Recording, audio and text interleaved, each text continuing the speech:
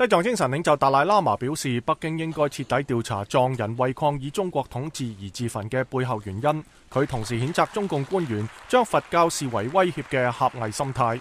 達賴喇嘛星期二被部分日本國會議員邀請喺國會發表演說，佢話：Sometimes some narrow-minded communist officials, you see, they feel Tibet so long Tibetan Buddhist culture, Buddhist faith there.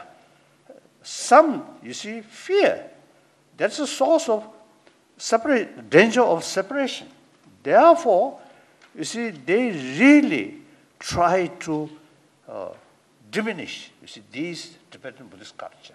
達賴喇嘛仲呼籲外國媒體同國會議員訪問西藏，使到西藏正在發生嘅事情不致被外界忽視。So visit.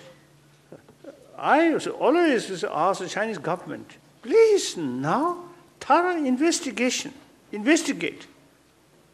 What is the causes of these sort of sad things?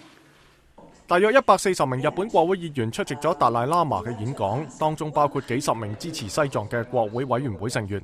前日本首相反對黨國會議員安倍晉三話，佢哋出席演講嘅目的係幫助苦難嘅西藏人民，幫助佢哋建立一個唔需要通過自焚尋求自由嘅西藏。